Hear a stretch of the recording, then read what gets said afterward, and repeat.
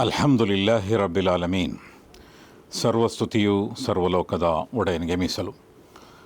ನಾವು ಇಂದು ಪ್ರವಾದಿ ಮುಹಮ್ಮದ್ ಸಲ್ಲಲ್ಲಾಹು ಅಲೈಹಿ ವಸಲ್ಲಂ ಅವರ ಜೀವನ ಮತ್ತು ಸಂದೇಶದ 18ನೇ ಸರಣಿಯಲ್ಲಿದ್ದೇವೆ.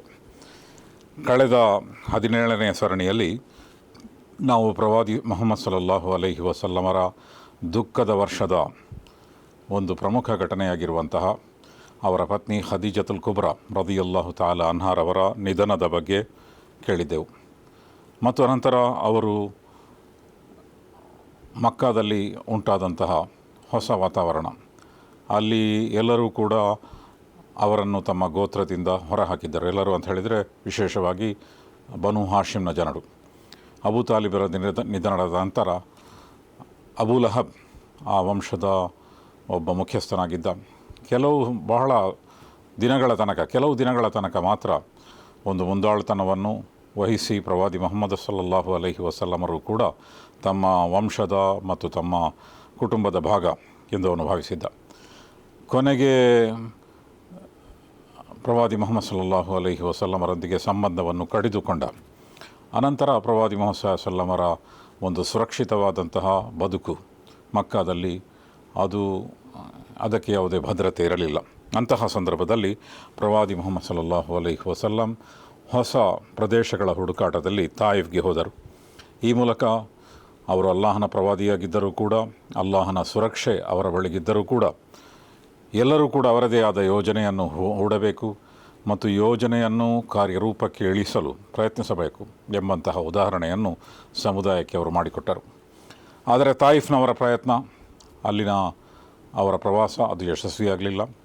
ಅವರ ಮೇಲೆ ತೀವ್ರವಾದಂತಹ ಒಂದು ವಿರೋಧವನ್ನು ಪ್ರಕಟಿಸಲಾಯಿತು, ಅವರ ಮೇಲೆ ಕಲ್ಲೆಸಲಾಯಿತು ಮತ್ತು ಅವರು ಜರ್ಜರಿತರಾದರು, ಗಾಯಗೊಂಡರು, ಅಲ್ಲಿಂದ ಹಿಂದಿರುಗಿ ಬಂದರು.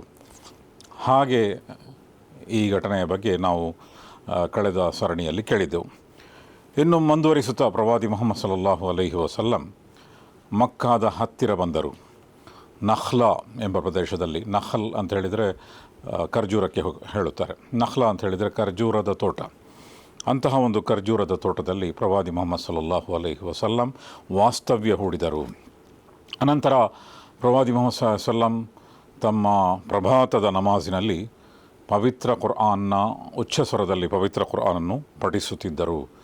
ಆ ಸಂದರ್ಭದಲ್ಲಿ ಪ್ರವಾದಿ ಮುಹಮ್ಮದ್ ಸಲ್ಲಲ್ಲಾಹು ಅಲೈಹಿ ವಸಲ್ಲಮರ ಪಠಣಕ್ಕೆ ಪ್ರಭಾವಿತರಾಗಿ ಜಿನ್ನುಗಳ ಒಂದು ಸಮೂಹ ಅಲ್ಲಿಗೆ ಬಂತು. ಅದನ್ನು ಪವಿತ್ರ ಕುರ್ಆನ್ನಲ್ಲಿ ಪ್ರಸ್ತಾವಿಸಲಾಗಿದೆ. ಜಿನ್ಗಳು ಅಂತ ಹೇಳಿದರೆ ಮನುಷ್ಯನ ರೀತಿಯಲ್ಲಿರುವಂತಹ ಇನ್ನೊಂದು ಸೃಷ್ಟಿ. ಅಲ್ಲಾಹನು ಹೇಳುತ್ತಾನೆ, ನಾವು ಮನುಷ್ಯರನ್ನು ಮತ್ತು ಜಿನ್ನುಗಳನ್ನು ಸೃಷ್ಟಿಸಿದ್ದೇವೆ. ಜಿನ್ನುಗಳನ್ನು ಕನ್ನಡ ಭಾಷೆಯಲ್ಲಿ ಯಕ್ಷರು ಅಂತ ಹೇಳ್ತಾರೆ. ಮನುಷ್ಯರಿಗೂ ಜಿನ್ನುಗಳಿಗೂ ಇರುವಂತಹ ವ್ಯತ್ಯಾಸ ಅಂತ ಹೇಳಿದರೆ, ಮನುಷ್ಯರನ್ನು ನಾವು ಕಾಣ್ಬೋದು, ಅವರು ಕಾಣುವಂತಹ ಒಂದು ಸೃಷ್ಟಿ. ಆದರೆ ಜಿನ್ನುಗಳು ಅಥವಾ ಯಕ್ಷ ಅದು ಅಗೋಚರವಾದಂತಹ ಸೃಷ್ಟಿ.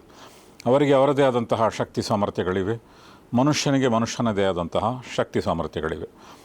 ಆದರೆ ಪ್ರವಾದಿಗಳು ಬಂದಾಗ ಆ ಪ್ರವಾದಿಗಳ ಸಂದೇಶವನ್ನು ಜಿನ್ನುಗಳು ಕೂಡ ಸ್ವೀಕರಿಸುತ್ತಾರೆ ಮತ್ತು ಜಿನ್ನುಗಳು ಕೂಡ ತಮ್ಮದೇ ಆದ ಪ್ರಭಾವಕ್ಕೆ ಒಳಗಾಗುತ್ತಾರೆ ಮತ್ತು ತಮ್ಮದೇ ಆದ ಧರ್ಮಗಳನ್ನು ಅವರು ಅನುಸರಿಸಿಕೊಳ್ಳುತ್ತಾರೆ. ಯಾವ ರೀತಿಯಲ್ಲಿ ಮನುಷ್ಯ ಸಮೂಹದಲ್ಲಿ ವಿವಿಧ ಧರ್ಮಗಳಿವೆಯೋ, ವಿವಿಧ ಸಂದೇಶಗಳಿಗೆ ಜನರು ಒಗ್ಗಟ್ಟುಕೊಂಡು ಬದುಕುತ್ತಾರೋ, ಅದೇ ರೀತಿಯಲ್ಲಿ ಜಿನ್ನುಗಳು ಕೂಡ ತಮ್ಮದೇ ಆದ, ಮನುಷ್ಯರಲ್ಲಿ ಎಷ್ಟು ಸಮೂಹಗಳಿವೆ ಅಂತಹ ಸಮೂಹ ಜಿನ್ನುಗಳಲ್ಲಿಯೂ ಕೂಡ ಇದೆ. ಮತ್ತು ಅದೇ ರೀತಿಯಲ್ಲಿ ಕೆಟ್ಟ ಜಿನ್ನುಗಳು, ಅದನ್ನು ಶೈತಾನರು ಎಂದು ಹೇಳುತ್ತಾರೆ, ಪಿಶಾಚಿ ಎಂದೆಲ್ಲ ಹೇಳಲಾಗುತ್ತದೆ. ಒಟ್ಟಿನಲ್ಲಿ ಅವೆರಡೂ ಕೂಡ ಸೃಷ್ಟಿಗಳು. ಪವಿತ್ರ ಕುರ್ಆನ್ನಲ್ಲಿ ಆ ಎರಡು ಸೃಷ್ಟಿಗಳ ಬಗ್ಗೆಯೂ ಕೂಡ ಪ್ರಸ್ತಾವಿಸಲಾಗಿದೆ. ಮತ್ತು ವಮಾ ಖಲಕ್ತುಲ್ ಜಿನ್ನ ವಲ್ ಇನ್ಸ ಇಲ್ಲಾ ಲಿಯಅ್ಬುದೂನ್ ಎಂದು ಹೇಳಲಾಗಿದೆ. ಸೂರತು ದಾರಿಯಾತ್ 51ನೇ ಅಧ್ಯಾಯದ 56ನೇ ಸೂಕ್ತದಲ್ಲಿ ಏನು ಹೇಳಲಾಗಿದೆ ಅಂತ ಹೇಳಿದರೆ, ನಾವು ಮನುಷ್ಯರನ್ನು ಮತ್ತು ಜಿನ್ನುಗಳನ್ನು ಕೂಡ ಅಲ್ಲಾಹನ ಆರಾಧನೆಗಲ್ಲದೆ ಬೇರಾವುದಕ್ಕೂ ಕೂಡ ಸೃಷ್ಟಿ ಮಾಡಿಲ್ಲ. ಆ ಎರಡೂ ಸೃಷ್ಟಿಗಳ ಉದ್ದೇಶ, ಮನುಷ್ಯರ ಸೃಷ್ಟಿಯ ಉದ್ದೇಶ ಮತ್ತು ಜಿನ್ನುಗಳ ಸೃಷ್ಟಿಯ ಉದ್ದೇಶ ಅಲ್ಲಾಹನ ದಾಸ್ಯಾರಾಧನೆ ಮಾಡುವುದಾಗಿದೆ ಎಂದು ಪವಿತ್ರ ಕುರ್ಆನ್ ಹೇಳುತ್ತದೆ. ಹೀಗೆ ಪ್ರವಾದಿ ಮುಹಮ್ಮದ್ ಸಲ್ಲಲ್ಲಾಹು ಅಲೈಹಿ ವಸಲ್ಲಂ ಉಚ್ಚ ಸ್ವರದಲ್ಲಿ ಪಠಿಸ್ತಾ ಇದ್ದಾಗ ಜಿನ್ನುಗಳ ಒಂದು ಸಮೂಹ ಅಲ್ಲಿಂದ ಹಾದು ಹೋಗ್ತಾ ಇತ್ತು.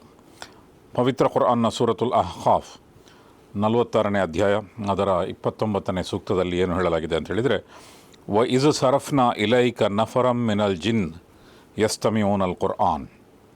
ನಾವು ನಿಮ್ಮ ಕಡೆಗೆ ಜಿನ್ನುಗಳ ಒಂದು ಸಮೂಹ, ಜಿನ್ನುಗಳ ಒಂದು ಕೂಟವನ್ನು ಕಳುಹಿಸಿದೆವು ಪವಿತ್ರ ಕುರ್ಆನನ್ನು ಕೇಳಲಿಕ್ಕೆ. ಆ ಮೂಲಕ ಅಲ್ಲಾಹನು ಏನು ಹೇಳ್ತಾನೆ ಅಂತ ಹೇಳಿದರೆ, ಅಲ್ಲಾಹನೇ ಅದರ ವ್ಯವಸ್ಥೆ ಮಾಡಿದ್ದಾನೆ. ಪ್ರವಾದಿ ಮೊಹಮ್ಮದ್ ಸಲ್ಲಲ್ಲಾಹು ಅಲೈಹಿ ವಸಲ್ಲಂ ಅವರು ಉಚ್ಚ ಸ್ವರದಲ್ಲಿ ಕುರಾನ್ ಪಠಿಸ್ತಾ ಇದ್ದಾರೆ. ಆಗ ಜಿನ್ನುಗಳ ಸಮೂಹವನ್ನು ಆ ಮೂಲಕ ಹಾದು ಹೋಗುವಂತೆ ಅಲ್ಲಾಹನು ಮಾಡಿದನು. ಫಲಮ್ಮ ಹದರೂಹು ಕಾಲು ಅನ್ಸಿತು, ಮತ್ತು ಅವರು ಹತ್ತಿರ ಬಂದಾಗ ಪವಿತ್ರ ಕುರ್ಆನ್ನ ವಾಕ್ಯಗಳನ್ನು ಕೇಳಿ ಅವರು ಹೇಳಿದರು, ಅನ್ಸಿತು, ನೀವು ಮೌನವಾಗಿರಿ ಮತ್ತು ಪವಿತ್ರ ಕುರ್ಆನ್ನ ವಚನವನ್ನು ಕೇಳಿರಿ. ಫಲಮ್ಮ ಕೊದಿಯ ವಲ್ಲವ್ ಇಲಾ ಕೌಮಿಹಿಂ ಮುಂದಿರೂನ್, ಮತ್ತು ಅವರು ಈ ವಾಕ್ಯಗಳನ್ನು ಕೇಳಿ ಮುಗಿಸಿದಾಗ ತಮ್ಮ ಸಮೂಹದ ಕಡೆಗೆ ಮುನ್ನೆಚ್ಚರಿಕೆ ಕೊಡುವವರಾಗಿ ಹೋದರು ಎಂದು ಹೇಳಲಾಗಿದೆ. ಇದರ ಅರ್ಥ ಏನು ಅಂತ ಹೇಳಿದರೆ, ಪ್ರವಾದಿ ಮುಹಮ್ಮದ್ ಸಲ್ಲಲ್ಲಾಹು ಅಲೈಹಿ ವಸಲ್ಲಮರ ಪವಿತ್ರ ಕುರ್ಆನನ್ನು ಕೇಳಿ ಆ ಜಿನ್ನುಗಳು ಪ್ರಭಾವಿತರಾದರು ಮತ್ತು ಶಾಂತವಾಗಿ ಅದನ್ನು ಕೇಳುವಂತೆ ಹೇಳಿದರು. ಮತ್ತು ಅವರು ಮರಳುವಾಗ ಪ್ರವಾದಿ ಮುಹಮ್ಮದ್ ಸಲ್ಲಲ್ಲಾಹು ಅಲೈಹಿ ವಸಲ್ಲಮರ ಮೇಲೆ ವಿಶ್ವಾಸ ಇಟ್ಟು ಇದು ನಮ್ಮ ಕೊನೆಯ ಪ್ರವಾದಿ ಎಂಬ ವಿಶ್ವಾಸ ಅವರಲ್ಲಿ ಮೂಡಿ ತಮ್ಮ ಸಮೂಹಕ್ಕೂ ಕೂಡ ಇದರ ಬಗ್ಗೆ ಮುನ್ನೆಚ್ಚರಿಕೆಯನ್ನು ಕೊಡಲಿಕ್ಕಾಗಿ, ಇದರ ಬಗ್ಗೆ ತಿಳಿಸಲಿಕ್ಕಾಗಿ ಅವರು ಹೋದರು ಎಂದು ಹೇಳಲಾಗಿದೆ. ಆ ಮೂಲಕ ಅಲ್ಲಾಹನು ಪ್ರವಾದಿ ಮುಹಮ್ಮದ್ ಸಲ್ಲಲ್ಲಾಹು ಅಲೈಹಿ ವಸಲ್ಲಮರಿಗೆ ಒಂದು ಸಾಂತ್ವನವನ್ನು ಕೊಡ್ತಾನೆ. ಅದೇನಂತ ಹೇಳಿದರೆ, ತಾಯಿಫ್ನ ಜನರು ನಿಮ್ಮನ್ನು ಧಿಕ್ಕರಿಸಿದರೂ ಕೂಡ ನೀವಾದರೂ ಕೇವಲ ಮನುಷ್ಯರಿಗೆ ಮಾತ್ರ ಅಲ್ಲ ಪ್ರವಾದಿ, ಜಿನ್ನುಗಳಿಗೂ ನೀವು ಪ್ರವಾದಿ ಮತ್ತು ಇಡೀ ಮನುಷ್ಯರ ಪಾಲಿಗೆ ಒಂದು ಕರುಣೆ ಮತ್ತು ಮನುಷ್ಯರ ಪಾಲಿಗೆ ಅನುಗ್ರಹವಾಗಿ ಬಂದಂತಹ ಪ್ರವಾದಿ ನೀವು. ಪವಿತ್ರ ಕುರ್ಆನ್ನಲ್ಲಿ ಸೂರತುಲ್ ಅಂಬಿಯಾ 107ನೇ ಸೂಕ್ತದಲ್ಲಿ 21ನೇ ಅಧ್ಯಾಯದ 107ನೇ ಸೂಕ್ತದಲ್ಲಿ ಏನು ಹೇಳಲಾಗಿದೆ ಅಂತ ಹೇಳಿದರೆ, ವಮಾ ಅರ್ಸಲ್ನಾಕ ಇಲ್ಲ ರಹ್ಮತಲ್ ಲಿಲ್ ಆಲಮೀನ್, ನಾವು ನಿಮ್ಮನ್ನು ಇಡೀ ಮನುಷ್ಯರ ಪಾಲಿಗೆ ಅನುಗ್ರಹವನ್ನಾಗಿ ಮಾಡಿ ಕಳುಹಿಸಿದ್ದೇವೆ ಎಂದು ಪವಿತ್ರ ಕುರ್ಆನ್ ಹೇಳುತ್ತದೆ. ಆ ಮೂಲಕ ಪ್ರವಾದಿ ಮುಹಮ್ಮದ್ ಸಲ್ಲಲ್ಲಾಹು ಅಲೈಹಿ ವಸಲ್ಲಂ ಕೇವಲ ಮನುಷ್ಯರ ಪಾಲಿಗೆ ಮಾತ್ರ ಅಲ್ಲ, ಬದಲಾಗಿ ಅಕ್ಷರ ಪಾಲಿಗೂ ಅನುಗ್ರಹಿಯಾಗಿದ್ದಾರೆ. ಅದೇ ರೀತಿಯಲ್ಲಿ ನಿಸರ್ಗದ ಪಾಲಿಗೂ ಅನುಗ್ರಹಿಯಾಗಿದ್ದಾರೆ, ಪ್ರಾಣಿಗಳ ಪಾಲಿಗೂ ಅನುಗ್ರಹಿಯಾಗಿದ್ದಾರೆ. ಅಂತಹ ಆಗಿದ್ದೀರಿ ತಾವು.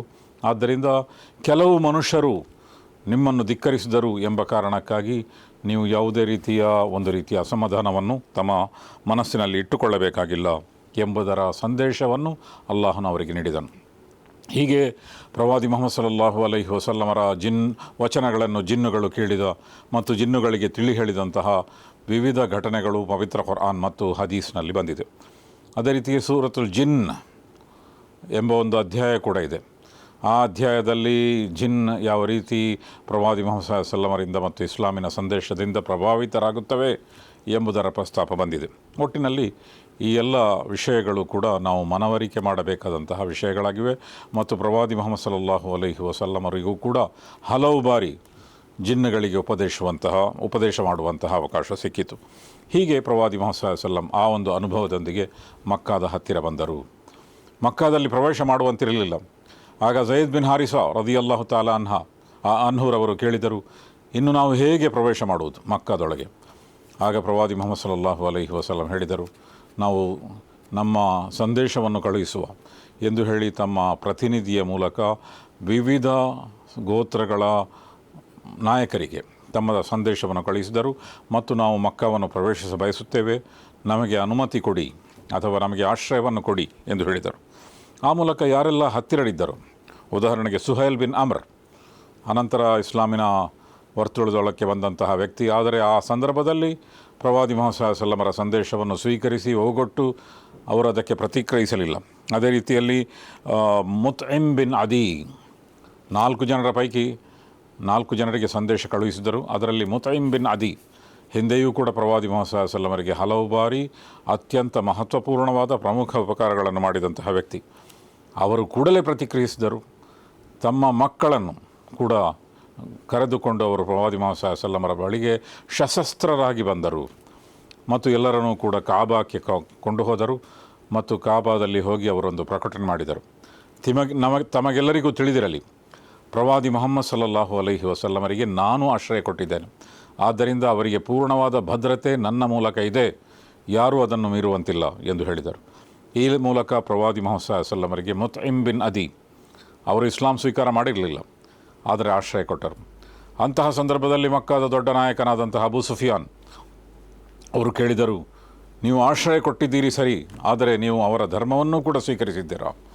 ಆಗ ಮುತೈಮ್ ಬಿನ್ ಅದಿ ಹೇಳಿದರು, ಇಲ್ಲ, ನಾವು ಧರ್ಮ ಸ್ವೀಕಾರ ಮಾಡಲಿಲ್ಲ, ಆದರೆ ನಮ್ಮದೇ ಪ್ರಮುಖ ವ್ಯಕ್ತಿಯಾಗಿರುವಂತಹ ನಮ್ಮದೇ ಮಕ್ಕಾ ನಗರದ ಪ್ರಮುಖ ಕುಟುಂಬದ ಸದಸ್ಯನಾಗಿರುವಂತಹ ಮೊಹಮ್ಮದ್ ಸಲ್ಲಲ್ಲಾಹು ಅಲೈಹಿ ವಸಲ್ಲಮರಿಗೆ ನಾನು ಆಶ್ರಯವನ್ನು ಕೊಟ್ಟಿದ್ದೇನೆ ಎಂದು ಅವರು ಹೇಳಿದರು.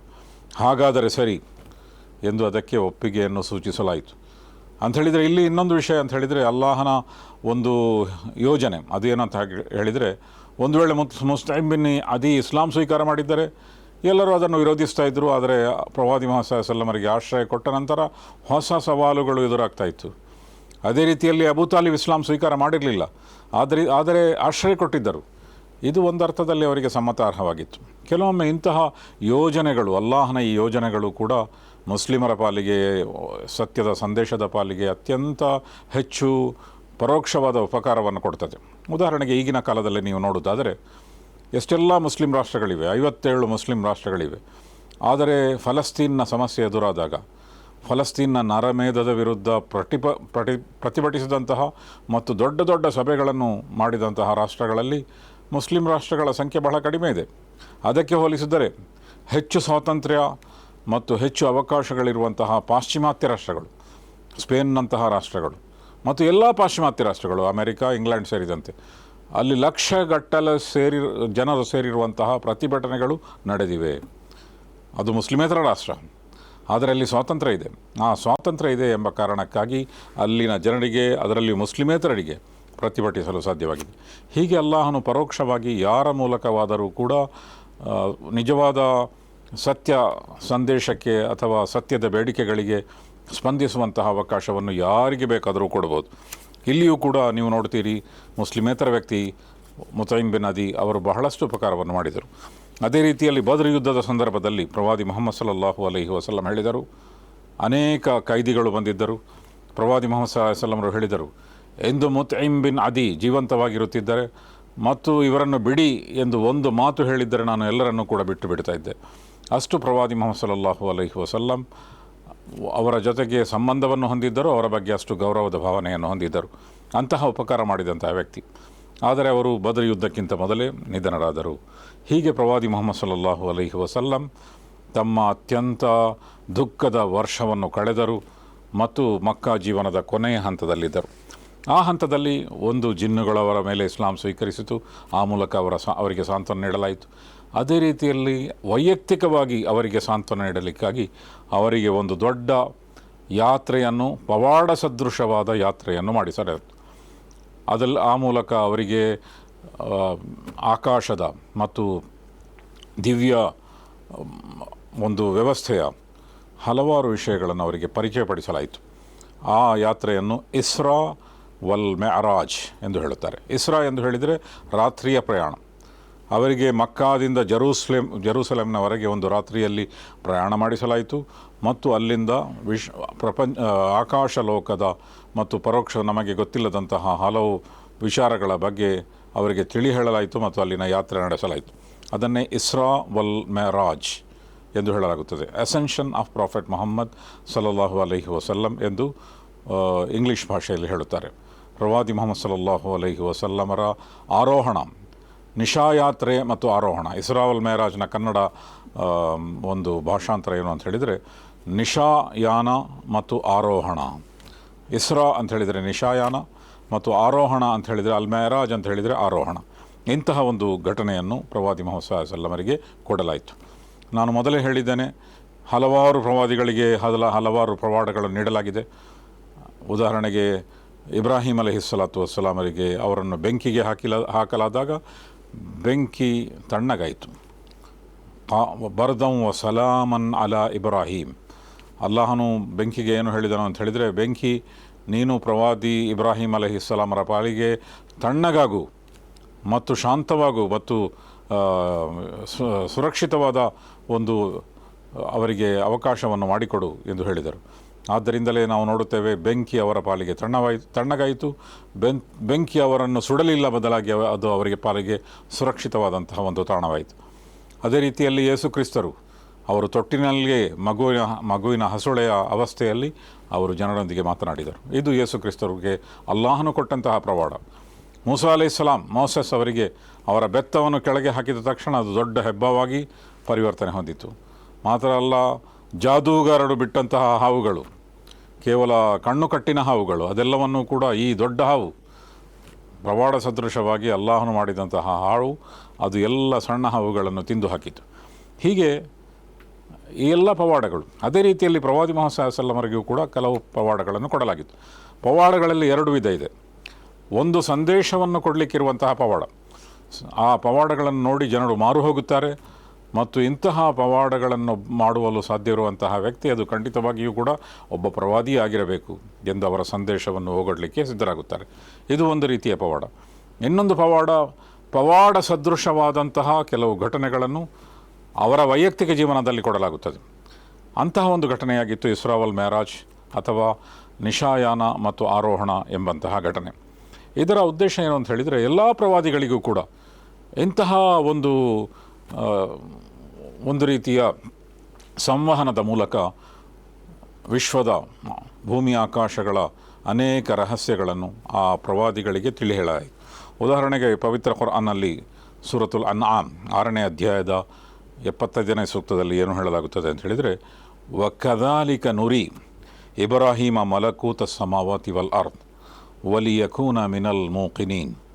ಇಬ್ರಾಹಿಂ ಅಲೈಹಿಸ್ಸಲಾತು ವಸ್ಸಲಾಮರಿಗೆ ನಾವು ಭೂಮಿ ಆಕಾಶಗಳ ವ್ಯವಸ್ಥೆಯ ಬಗ್ಗೆ ಅವರಿಗೆ ಪರಿಚಯಪಡಿಸಿದೆವು, ಅದನ್ನು ಅವರಿಗೆ ತೋರಿಸಿದೆವು. ಯಾಕೆಂತ ಹೇಳಿದರೆ, ವಲಿಯಕೂನ ಮಿನಲ್ ಮೂಕಿನೀನ್, ಅವರಲ್ಲಿ ಆಳವಾದಂತಹ ಸುದೃಢವಾದಂತಹ ವಿಶ್ವಾಸ ಬೆಳೆಯಲಿ ಎಂಬ ಕಾರಣಕ್ಕಾಗಿ. ಈ ಮೂಕಿನೀನ್ ಅಂತ ಹೇಳಿದ್ರೇನು? ಈಮಾನ್ ಎಂಬುದು ಒಂದು ವಿಶ್ವಾಸ ಅಂಥೇಳಿ, ಯಕೀನ್ ಅಂತ ಹೇಳಿದರೆ ಸುದೃಢವಾದಂತಹ ಒಂದು ವಿಶ್ವಾಸ. ಒಂದು ವಸ್ತುವನ್ನು ನಾವು ಕಣ್ಣಿನಿಂದ, ನಮಗೆ ಅನೇಕ ಅಗೋಚರ ವಿಷಯಗಳ ಮೇಲೆ ನಾವು ವಿಶ್ವಾಸ ಇಡ್ತೇವೆ. ಆದರೆ ಆ ಅಗೋಚರ ವಿಷಯಗಳನ್ನು ನಾವು ಕಣ್ಣಿನಿಂದ ಕಂಡಾಗ ಯಾವ ರೀತಿಯ ವಿಶ್ವಾಸ ಕಣ್ಣಿಗೆ ಕಟ್ಟುವಂತೆ ಅದು ನಮ್ಮ ಮುಂದೆ ನಿಲ್ಲುತ್ತದೆ, ಅದನ್ನು ದೃಢ ವಿಶ್ವಾಸ ಎಂದು ಹೇಳುತ್ತಾರೆ. ಹಾಗೆ ಅಗೋಚರವಾದಂತಹ ವಿಶ್ವಾಸವೂ ಕೂಡ ದೃಢ ವಿಶ್ವಾಸವೇ ಆಗಿರ್ತದೆ. ಆದರೂ ಕೂಡ ಕಣ್ಣಿನಿಂದ ಕಂಡಾಗ ನಮ್ಮ ಮನಸ್ಸಿನಲ್ಲಿ ಅದು ಕಣ್ಣಿಗೆ ಕಟ್ಟುವಂತೆ ನಮ್ಮ ವಿಭಾವನೆಯಲ್ಲಿ ಬರುತ್ತದೆ. ಆದ್ದರಿಂದ ಅದನ್ನು ದೃಢ ವಿಶ್ವಾಸ ಎಂದು ಹೇಳಲಾಗುತ್ತದೆ. ಅರಬಿ ಭಾಷೆಯಲ್ಲಿ ಅದನ್ನು ಮೂಕಿನೀನ್ ಎಂಬ ಪದ ಯಕೀನ್ನಿಂದ ಬಂದಿದೆ. ಯಕೀನ್ ಎಂದರೆ ದೃಢ ವಿಶ್ವಾಸ. ಇಬ್ರಾಹಿಂ ಅಲೈಹಿಸ್ಸಲಾತು ವಸ್ಸಲಾಮರಲ್ಲಿ ಆ ದೃಢವಾದ ವಿಶ್ವಾಸವನ್ನು ಬೆಳೆಸಲಿಕ್ಕಾಗಿ ನಾವು ಅವರಿಗೆ ಭೂಮಿ ಆಕಾಶಗಳ ನಿಯಂತ್ರಣ ಮತ್ತು ವ್ಯವಸ್ಥೆಯನ್ನು ತೋರಿಸಿದೆವು ಎಂದು ಪವಿತ್ರ ಕುರ್ಆನ್ ಹೇಳುತ್ತದೆ. ಅದೇ ರೀತಿಯಲ್ಲಿ ಮೂಸಾ ಅಲೈಹಿಸ್ಸಲಾಮರನ್ನು ಕೂಡ ಅಲ್ಲಾಹನು ತೂರ್ ಪರ್ವತಕ್ಕೆ ಕರೆದನು. ಅದನ್ನು ಮೌಂಟ್ ಸೀನಾಯಿ ಅಂತಲೂ ಕೂಡ ಹೇಳುತ್ತಾರೆ. ಅದು ಈಜಿಪ್ಟ್ನಲ್ಲಿದೆ. ಅಲ್ಲಿಗೆ ಅಲ್ಲಾಹನು ಅವರನ್ನು ಕರೆದಾಗ ಅಲ್ಲಾಹನು ಮೂಸಾ ಅಲೈಹಿಸ್ಸಲಾತು ವಸ್ಸಲಾಮರಿಗೆ ಅದು ಅಲ್ಲಾಹನು ನನ್ನನ್ನು ಕರೆದಿದ್ದಾನೆ ಎಂದು ಗೊತ್ತಾಗದಾಗ ಅವರು ಹೇಳಿದರು, ನಾನು ಅಲ್ಲಾಹನನ್ನು ನೋಡಬೇಕು. ಆಗ ಅಲ್ಲಾಹನು ಹೇಳಿದರು, ನೀವು ನನ್ನನ್ನು ನೋಡುವಂತಿಲ್ಲ, ಆದರೆ ಆ ಪರ್ವತವನ್ನು ನೋಡಿರಿ ಎಂದು ಹೇಳಿದರು. ಆ ಪರ್ವತವನ್ನು ಮೂಸಾ ಅಲೈಹಿಸ್ಸಲಾಂ ನೋಡಿದಾಗ ಆ ಕ್ಷಣದಲ್ಲಿ ಪರ್ವತ ತುಂಡಾಯಿತು. ಈ ಮೂಲಕ ಅಲ್ಲಾಹನು ಅವರಿಗೆ ಅಲ್ಲಾಹನ ಒಂದು ಶಕ್ತಿ ಎಷ್ಟು ಅಪಾರವಾದುದು ಎಂಬುದನ್ನು ತೋರಿಸಿಕೊಟ್ಟನು. ಇದನ್ನು ಕೂಡ ಪವಿತ್ರ ಕುರ್ಆನ್ ಏನು ಹೇಳುತ್ತದೆ ಅಂತ ಹೇಳಿದರೆ, ಲಿನುರಿಯಕ ಮಿನ್ ಆಯಾತಿನಲ್ ಕುಬುರ. ಈ ರೀತಿ ನಾವು ಸೀನಾಯಿ ಪರ್ವತಕ್ಕೆ ಅಥವಾ ತೂರ್ ಪರ್ವತಕ್ಕೆ ಮೂಸಾ ಅಲೈಹಿಸ್ಸಲಾತು ವಸ್ಸಲಾಮರನ್ನು ಕರೆಯುವುದರ ಉದ್ದೇಶ ಏನಾಗಿತ್ತು ಅಂತ ಹೇಳಿದರೆ, ನಮ್ಮ ದೊಡ್ಡ ದೊಡ್ಡ ದೃಷ್ಟಾಂತಗಳನ್ನು ತೋರಿಸುವುದು ಅದರ ಉದ್ದೇಶವಾಗಿತ್ತು. ಮತ್ತು ಆ ದೃಷ್ಟಾಂತಗಳನ್ನು ಯಾಕೆ ತೋರಿಸಲಾಗುತ್ತದೆ ಅಂತ ಹೇಳಿದರೆ, ವಲಿಯಕೂನ ಮಿನಲ್ ಮೂಕಿನೀನ್, ಅವರು ಕೂಡ ಸುದೃಢವಾದಂತಹ ವಿಶ್ವಾಸವುಳ್ಳವರಾಗಲಿಕ್ಕಾಗಿ. ಆದ್ದರಿಂದ ಮೂಸಾ ಅಲೈಹಿಸ್ಸಲಾಮರಿಗೂ ತೋರಿಸಲಾಯಿತು. ಅದೇ ರೀತಿಯಲ್ಲಿ ಪ್ರವಾದಿ ಮುಹಮ್ಮದ್ ಸಲ್ಲಲ್ಲಾಹು ಅಲೈಹಿ ವಸಲ್ಲಮರಿಗೂ ಕೂಡ ಈ ಒಂದು ಯಾತ್ರೆ, ಅದನ್ನು ನಿಶಾ ಯಾತ್ರೆ ಮತ್ತು ಆರೋಹಣ ಎಂದು ಕರೆಯಲಾಗುತ್ತದೆ. ಆ ಯಾತ್ರೆಯ ಮೂಲಕ ಪ್ರವಾದಿ ಮುಹಮ್ಮದ್ ಸಲ್ಲಲ್ಲಾಹು ಅಲೈಹಿ ವಸಲ್ಲಮರಿಗೂ ಕೂಡ ಅನೇಕ ದೃಷ್ಟಾಂತಗಳನ್ನು ತೋರಿಸಲಾಯಿತು. ಅದನ್ನು ಪವಿತ್ರ ಕುರ್ಆನ್ನ ಸೂರತು ನಜ್ಮ್ 53ನೇ ಸೂಕ್ತದಲ್ಲಿ ಏನು ಹೇಳಲಾಗುತ್ತದೆ ಅಂತ ಹೇಳಿದರೆ, ಲಕದ್ ರಆ ಮಿನ್ ಆಯಾತಿ ರಬ್ಬಿಹಿಲ್ ಕುಬ್ರಾ. ಮತ್ತು ಪ್ರವಾದಿ ಮುಹಮ್ಮದ್ ಸಲ್ಲಲ್ಲಾಹು ಅಲೈಹಿ ವಸಲ್ಲಮರು ಆ ಸಂದರ್ಭದಲ್ಲಿ ದೇವನ ದೊಡ್ಡ ದೊಡ್ಡ ದೃಷ್ಟಾಂತಗಳನ್ನು ನೋಡಿದರು ಎಂದು ಹೇಳಲಾಗಿದೆ. ಆದ್ದರಿಂದ ಅಲ್ಲಾಹನು ಬೇರೆ ಬೇರೆ ದೃಷ್ಟಾಂತಗಳನ್ನು ತೋರಿಸಲಿಕ್ಕಾಗಿ ಅವರನ್ನು ಆಕಾಶಕ್ಕೆ ಆರೋಹಣ ಮಾಡುವಂತಹ ಒಂದು ವ್ಯವಸ್ಥೆಯನ್ನು ಮಾಡಿದನು. ಅಂತಹ ಒಂದು ಯಾತ್ರೆಯನ್ನು ಅವರಿಗೆ ಕೊಟ್ಟನು. ಇದರ ಉದ್ದೇಶ ಸುದೃಢವಾದಂತಹ ವಿಶ್ವಾಸವನ್ನು ಅವರಲ್ಲಿ ಬೆಳೆಸುವುದು, ಆ ಮೂಲಕ ಅಂತಹ ಒಂದು ವಿಶ್ವಾಸದೊಂದಿಗೆ ಜನರಿಗೆ ಸಂದೇಶವನ್ನು ಕೊಡುವುದು. ಅದರ ಅರ್ಥ ಅವರ ವಿಶ್ವಾಸ ದುರ್ಬಲವಾಗಿತ್ತು ಎಂದಲ್ಲ. ಬದಲಾಗಿ ಮನುಷ್ಯನೇ ಒಬ್ಬ ಪ್ರವಾದಿಗೆ ಆಕಾಶ ಲೋಕದ ರಹಸ್ಯಗಳನ್ನು ತೋರಿಸಲಾದಾಗ ಒಂದು ವಿಶಿಷ್ಟವಾದಂತಹ ವಿಶ್ವಾಸ ಮೂಡ್ತದೆ. ಅಂತಹ ವಿಶ್ವಾಸ ಇದ್ದರೆ ಅವರ ಬೋಧನೆಗಳಲ್ಲಿಯೂ ಕೂಡ ಹೆಚ್ಚು ಪ್ರಭಾವ ಇರ್ತದೆ ಎಂಬ ಕಾರಣಕ್ಕಾಗಿ ಅಂತಹ ಒಂದು ಅವಕಾಶವನ್ನು ಕಲ್ಪಿಸಲಾಯಿತು. ಆದ್ದರಿಂದ ಇದು ಎರಡು ರೀತಿಯ ಪ್ರಯಾಣ. ಒಂದು ಭೂಮಿಯ ಪ್ರಯಾಣ, ಅದನ್ನು ನಿಶಾಯಾನ ಎಂದು ಹೇಳಲಾಗುತ್ತದೆ. ಅದು ಮಕ್ಕಾದಿಂದ ಹಿಡಿದು ಜೆರೂಸಲೆಂನೆರೆಗೆ ಇರುವಂತಹ ಒಂದು ಪ್ರಯಾಣ. ಅದನ್ನು ಪವಿತ್ರ ಕುರ್ಆನ್ನ 17ನೇ ಅಧ್ಯಾಯವಾದ ಸೂರೆ ಬನಿ ಇಸ್ರಾಯಿಲ್ ಎಂಬ ಅಧ್ಯಾಯದಲ್ಲಿ ಹೇಳಲಾಗಿದೆ. ಸುಬ್ಹಾನಲ್ಲಜಿ ಅಸ್ರಾ ಬಿ ಅಬ್ದಿಹಿ ಲೈಲಂ ಮಿನಲ್ ಮಸ್ಜಿದಿಲ್ ಹರಾಮಿ ಇಲಲ್ ಮಸ್ಜಿದಿಲ್ ಅಕ್ಸಾ ಅಲ್ಲದಿ ಬಾರಕನ ಹೌಲಹು. ಅಲ್ಲಿ ಏನು ಹೇಳಲಾಗಿದೆ ಅಂತ ಹೇಳಿದರೆ, ಒಂದು ರಾತ್ರಿಯ ವೇಳೆ ತನ್ನ ದಾಸನನ್ನು ಅಂದೇಳಿದರೆ ಪ್ರವಾದಿ ಮೊಹಮ್ಮದ್ ಸಲ್ಲಲ್ಲಾಹು ಅಲೈಹಿ ವಸಲ್ಲಮರನ್ನು ಮಸ್ಜಿದುಲ್ ಹರಾಮ್, ಮಕ್ಕಾದಲ್ಲಿರುವಂತಹ ಮಸ್ಜಿದುಲ್ ಹರಾಮ್ನಿಂದ ಹಿಡಿದು ದೂರದ ಮಸೀದಿಯಾಗಿರುವಂತಹ ಮಸ್ಜಿದುಲ್ ಅಕ್ಸಾ ಅಥವಾ ಜೆರೂಸಲೆಂನಲ್ಲಿರುವಂತಹ ಮಸೀದಿ, ಅಲ್ಲಿವರೆಗೆ ಕೊಂಡು ಹೋದಂತಹ ದೇವನು ಪರಮ ಪಾವನನು.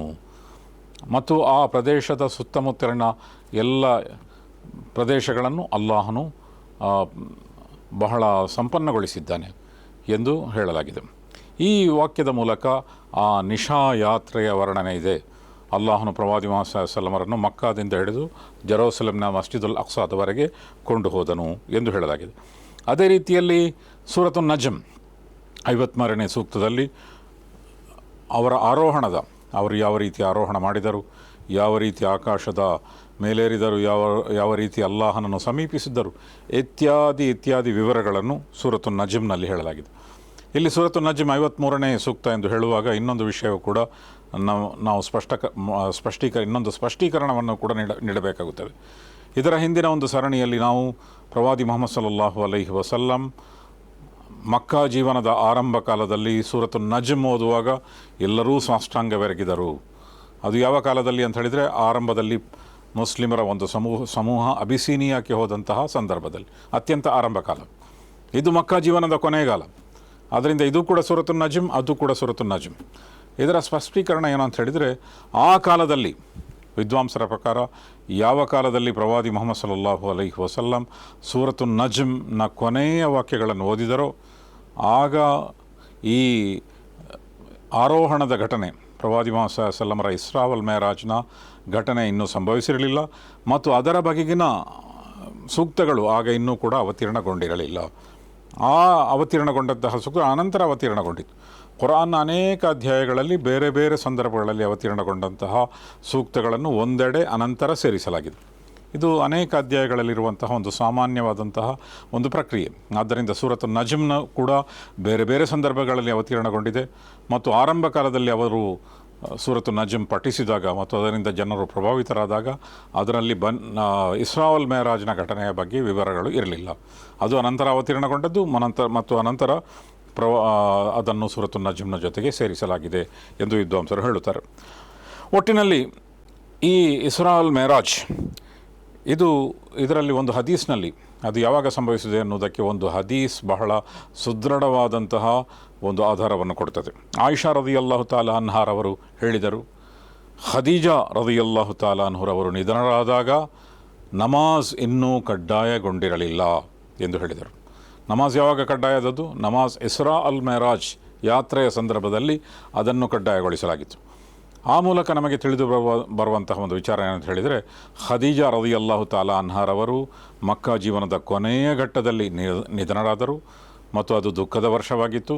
ಮತ್ತು ಆ ದುಃಖದ ವರ್ಷದಲ್ಲೇ ಪ್ರವಾದಿ ಮುಹಮ್ಮದ್ ಸಲ್ಲಲ್ಲಾಹು ಅಲೈಹಿ ವಸಲ್ಲಮರಿಗೆ ಸಾಂತ್ವನ ಕೊಡಲಿಕ್ಕಾಗಿ ಅವರಿಗೆ ಈ ನಿಶಾ ಯಾತ್ರೆ ಮತ್ತು ಆರೋಹಣದ ಒಂದು ಅವಕಾಶವನ್ನು ಕಲ್ಪಿಸಲಾಯಿತು ಮತ್ತು ಅನಂತರ ನಮಾಜ್ ಕಡ್ಡಾಯವಾಯಿತು. ಆದ್ದರಿಂದ ಈ ಯಾತ್ರೆ ಮಕ್ಕಾ ಜೀವನದ ಅತ್ಯಂತ ಕೊನೆಯ ಕಾಲದಲ್ಲಿ ಸಂಭವಿಸಿದೆ ಎಂಬುದಕ್ಕೆ ಇದು ಕೂಡ ಒಂದು ಉದಾಹರಣೆಯಾಗಿದೆ. ಅದೇ ರೀತಿಯಲ್ಲಿ ಈ ಯಾತ್ರೆಗಿಂತ ಮೊದಲು ಪ್ರವಾದಿ ಮುಹಮ್ಮದ್ ಸಲ್ಲಲ್ಲಾಹು ಅಲೈಹಿ ವಸಲ್ಲಮರ ಎದೆಯನ್ನು ಜಿಬ್ರೀಲ್ ಅಲೈಹಿಸ್ಸಲಾತು ವಸ್ಸಲಾಂ ಸೀಳಿದರು ಮತ್ತು ಅದನ್ನು ಅವರ ಹೃದಯವನ್ನು ತೊಳೆದರು ಎಂಬಂತಹ ವೃತ್ತಾಂತವು ಕೂಡ ಬರ್ತದೆ. ಈ ವೃತ್ತಾಂತ 2ನೇ ಬಾರಿ ಸಂಭವಿಸಿತ್ತು. ಅವರು ಬಾಲ್ಯದಲ್ಲಿದ್ದಾಗ ಇಂತಹ ಒಂದು ಘಟನೆ ಸಂಭವಿಸಿತ್ತು. ಅದು ನಮ್ಮ ಹಿಂದಿನ ಸರಣಿಯಲ್ಲಿ ಬಂದಿದೆ. ಇಂತಹ ಮತ್ತೊಂದು ಬಾರಿ ಅವರ ಶಕ್ ಸದರ್ ಎಂದು ಹೇಳಲಾಗುತ್ತದೆ. ಶಕ್ ಅಂತ ಹೇಳಿದರೆ ಸೀಳುವುದು, ಸದರ್ ಅಂತ ಹೇಳಿದರೆ ಹೃದಯವನ್ನು ಸೀಳಿದಂತಹ ಒಂದು ಘಟನೆ ಮತ್ತೊಮ್ಮೆ ಪ್ರವಾದಿ ಮುಹಮ್ಮದ್ ಸಲ್ಲಲ್ಲಾಹು ಅಲೈಹಿ ವಸಲ್ಲಮರ ಜೀವನದಲ್ಲಿ ಅವರ ಈ ಯಾತ್ರೆಗಿಂತ ಮೊದಲು ಸಂಭವಿಸಿತು. ಯಾಕೆಂತ ಹೇಳಿದರೆ ಅವರನ್ನು ಈ ಯಾತ್ರೆಗೆ ಸಿದ್ಧಪಡಿಸಬೇಕಾಗಿತ್ತು. ಇದು ಕೂಡ ಪವಾಡ ಸದೃಶವಾದಂತಹ ಘಟನೆ. ಆದ್ದರಿಂದ ಇದನ್ನು ವೈಜ್ಞಾನಿಕವಾಗಿ ನಿರೂಪಣೆ ಮಾಡಲಿಕ್ಕೆ ಸಾಧ್ಯ ಇಲ್ಲ. ಇಡೀ ಪ್ರಕ್ರಿಯೆಯನ್ನು ವೈಜ್ಞಾನಿಕವಾಗಿ ನಿರೂಪಣೆ ಮಾಡಲಿಕ್ಕೆ ಸಾಧ್ಯ ಇಲ್ಲ. ಯಾಕೆಂತ ಹೇಳಿದರೆ ಇದು ನೈಸರ್ಗಿಕ ಪ್ರಕ್ರಿಯೆ ಅಲ್ಲ, ಇದೊಂದು ಪವಾಡ. ಆದ್ದರಿಂದ ಇಂತಹ ಪವಾಡ ಸದೃಶವಾದಂತಹ ಘಟನೆ ಪ್ರವಾದಿ ಮುಹಮ್ಮದ್ ಸಲ್ಲಲ್ಲಾಹು ಅಲೈಹಿ ವಸಲ್ಲಮರ ಜೀವನದಲ್ಲಿ ಸಂಭವಿಸಿತು. ಆ ಘಟನೆಯ ವಿವರಗಳ ಬಗ್ಗೆ ನಾನು ಹೇಳಲು ಹೋಗುವುದಿಲ್ಲ, ಬದಲಾಗಿ ಈ ಸೂಚ್ಯವಾಗಿ ಈ ವಿಷಯಗಳನ್ನಷ್ಟೇ ನಾನು ಹೇಳುತ್ತಿದ್ದೇನೆ. ಇನ್ನು ಆ ಸಂದರ್ಭದಲ್ಲಿ ಮತ್ತೊಂದು ಪ್ರಮುಖವಾದಂತಹ ವಿಚಾರ ಏನು ಅಂತ ಹೇಳಿದರೆ, ಜೆರೂಸಲಂನಲ್ಲಿ ಮಸ್ಜಿದುಲ್ ಅಕ್ಸಾದ ಪ್ರದೇಶ ಇತ್ತು, ಪುಣ್ಯಭೂಮಿ ಇತ್ತು, ಆದರೆ ಯಾವುದೇ ಕಟ್ಟಡಗಳು ಇರಲಿಲ್ಲ. ಆಗ ರೋಮನ್ ಸಾಮ್ರಾಜ್ಯ ಆಡಳಿತ ನಡೆಸ್ತಾ ಇತ್ತು. ರೋಮನ್ ಸಾಮ್ರಾಜ್ಯ ತಮಗೆಲ್ಲರಿಗೂ ಗೊತ್ತಿರುವಂತೆ ಅವರು ಕ್ರೈಸ್ತ ಧರ್ಮ ಸ್ವೀಕಾರ ಮಾಡಿದ್ದರು ಮತ್ತು ಕ್ರೈಸ್ತ ಧರ್ಮದ ಅವರ ಆರಂಭದಲ್ಲಿ ಬಹುದೇವರಾಧಕರಾಗಿದ್ದರು ರೋಮನ್ ಸಾಮ್ರಾಜ್ಯದವರು. ಅನಂತರ ಕಾನ್ಸ್ಟ್ಯಾಂಟಿನ್ ಎಂಬ ಒಬ್ಬ ದೊರೆ ಕ್ರಿಸ್ತಶಕ 325ರಲ್ಲಿ ಕ್ರೈಸ್ತ ಧರ್ಮ ಸ್ವೀಕಾರ ಮಾಡಿದ ನಂತರ ಅವರು ಕ್ರೈಸ್ತರಾದರು.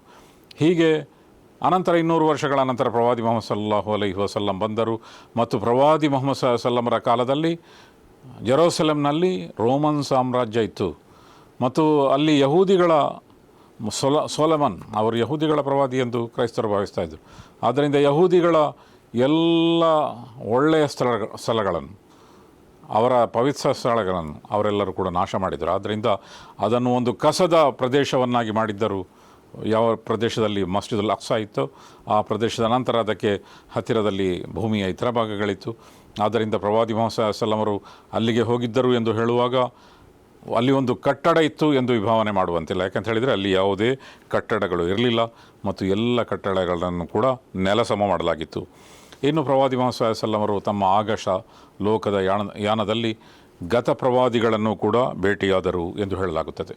ಒಟ್ಟಿನಲ್ಲಿ ನನ್ನ ಸಮಯ ಬಹಳ ಆಗಿರುವುದರಿಂದ ಪ್ರವಾದಿ ಮುಹಮ್ಮದ್ ಸಲ್ಲಲ್ಲಾಹು ಅಲೈಹಿ ವಸಲ್ಲಮರಿಗೆ ಈ ಇಸ್ರಾ ವಲ್ ಮೆಅರಾಜ್ ಅಥವಾ ನಿಶಾಯಾನ ಮತ್ತು ಆರೋಹಣದ ಯಾತ್ರೆಯ ಸಂದರ್ಭದಲ್ಲಿ 3 ದೊಡ್ಡ ಕೊಡುಗೆಗಳನ್ನು ಕೊಡಲಾಯಿತು.